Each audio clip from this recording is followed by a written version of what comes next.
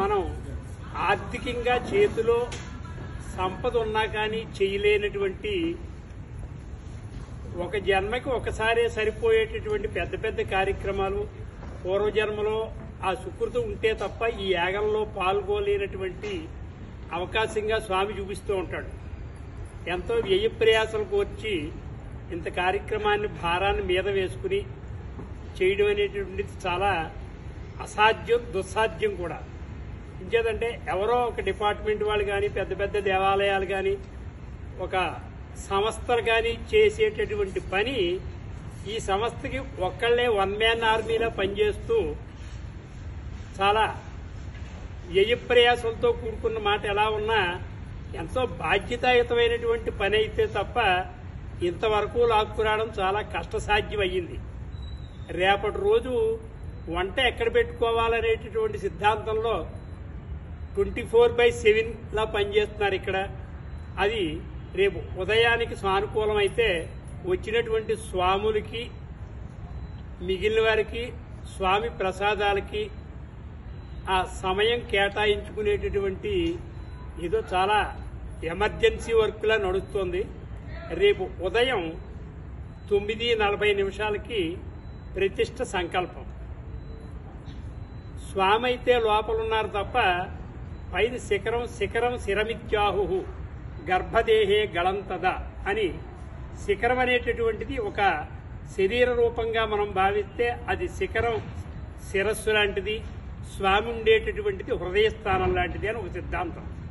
అంచేత ఈ వైదిక కార్యక్రమంలో ఒక దేవాలయానికి సంబంధించినటువంటి ప్రక్రియ చెయ్యాలి అంటే ఇలాగా ఒక ఆగ్నేయమూల యాగశాల వేసి 5 రోజులు దానికి సంబంధించినటువంటి పంచప్రాణాలకు సంబంధించి అందులో హోమగుండాలు వేయడం జరిగింది. ఆ పడమర దిక్కుని భూలోకాన్ని స్మరించుకుంటూ చేసే ప్రక్రియ అంతా ఉంటుంది.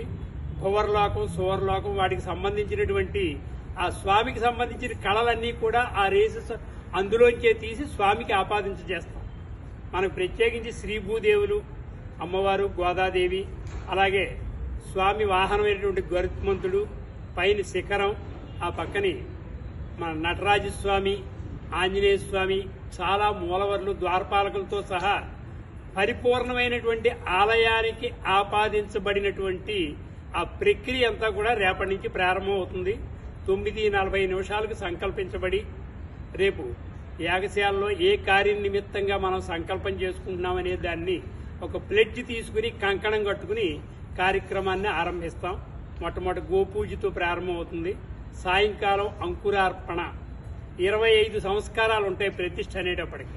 అస్య యజ్ఞస్య అంకురార్పణం ప్రథమం, ద్వితీయం సంభారాణం సంభరణం అని చెప్పి మనం అంకురార్పణ చేసిన తర్వాత కంకణం కట్టుకుని చేసి, ద్వితీయం సంభారాణం సంభరణం అంటే ఈ 5 రోజులకు కావలసినటువంటి సంభారాలన్నీ సమకూర్చుకోవాలి.